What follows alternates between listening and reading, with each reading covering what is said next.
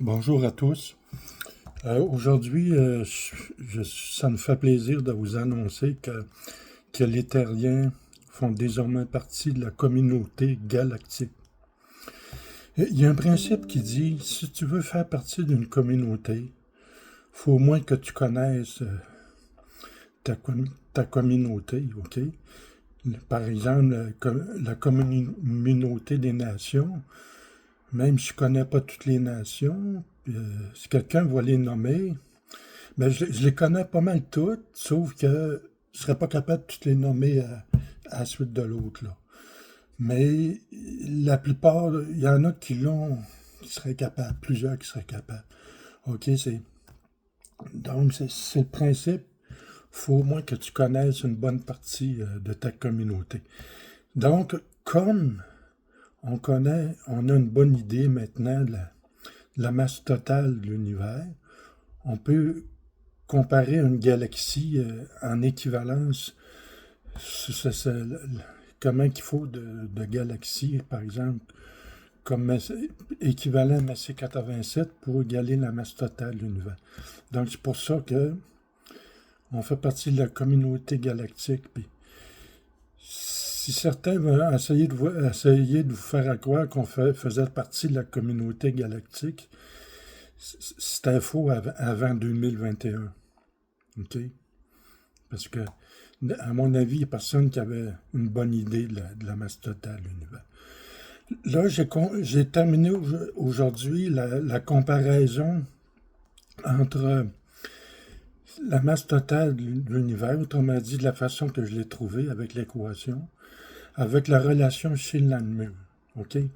C'était assez difficile parce que j'ai fait beaucoup d'erreurs. OK? C'est sans doute que et parfois, et peut-être une fois, j'avais fait un erreur d'analyse, au moins une fois, là, mais j'ai sans doute mal utilisé ma calculatrice, OK?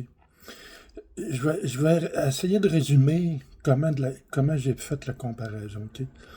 Puis étant donné que j'ai fait beaucoup d'erreurs, là, puis j'ai publié ça, le lien que je vais vous donner, ça sera pas...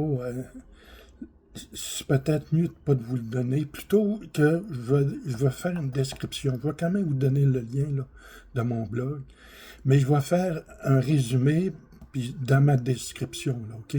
Ça peut prendre un certain temps après, une fois la vidéo publiée, là, ça peut prendre un certain temps.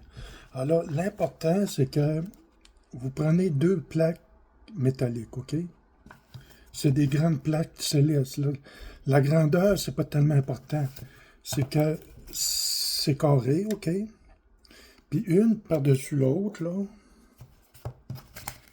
quand vous les prenez une par-dessus l'autre, ça décrit un cube. Donc la distance est comme la largeur et la longueur. Donc ça simplifie la constante A, OK? Dans la constante A, j'ai éliminé la constante 4 neuvièmes. Parce que quand c'est un condensateur plutôt qu'une diode, alors là, on peut éliminer cette constante-là. Je l'ai démontré. OK? Là, ce qu'il faut savoir, comment j'ai procédé, j'ai utilisé une mole. Ben, j'ai commencé avec une mole de carbone. Puis, vous savez, un atome de carbone, là, ça contient 6 électrons. OK? Donc, dans une mole de carbone, il y a une quantité d'électrons. Il faut le multiplier par 6. Là. Le 6,022 fois 10 à 23, ça, c'est le nombre de molécules de carbone. On multiplie par 6 pour savoir le nombre d'électrons. OK? On multiplie par 81 millions, c'est parce que plus ça, c'est pour le rayon, mettons, le voltage que je donne, là, c'est d'abord pour le voltage, pour le rayon du trou noir. Si on prend le rayon de la galaxie, la différence, c'est 81 millions, OK? C'est pas nécessaire que les plaques là, métalliques soient distantes de façon astronomique. C'est juste pour vous montrer le rapport, OK? Le rapport P. Puis la surface, c'est pas nécessaire que ça soit aussi large que le rayon. Mais L'important, c'est les rapports. OK? OK. Bon.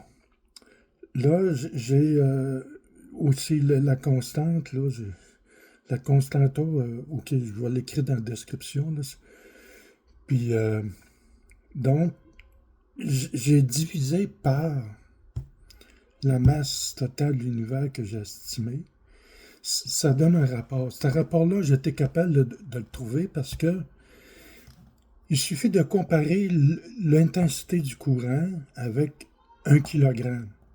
Ah, j'ai trouvé la méthode. C'est que si tu prends la force là, de Coulomb divisé par la force de la gravité, ça nous donne un rapport de force, OK? Maintenant, si tu prends, on accélère un électron, OK? Il faut le comparer avec, avec une masse d'1 kilogramme auquel on a enlevé un électron. Donc la charge est la même, mais il y a un rapport de masse là. La masse est beaucoup plus grande. Ce qui fait que la force va être non pas plus grande, mais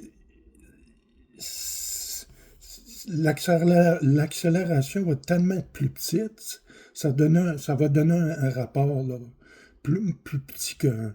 Je vais l'écrire dans la description, OK? Puis, quand je prends le courant, puis je divise par la masse totale de l'univers, OK, ça donne ce rapport d'accélération-là, OK? Donc, ça démontre que si je considère que la masse Messier est 87 de 18,558 fois, c'est correct, le rapport est correct. Maintenant, j'ai fait une erreur, là, c'est que de calcul, mais la réponse était correcte, c'est parce que il ne faut pas considérer une mole de carbone, mais une mole de nébodium, attendez un petit peu. Je l'ai ici, là, en tout cas, l'élément 60, là. Au lieu de... Le carbone, c'est l'élément 6, mais il faut considérer l'élément 60, OK? Néodyme, là, en tout cas, je vais l'écrire dans ma description, là, je ne me souviens plus du nom. Merci de votre attention et de votre intérêt.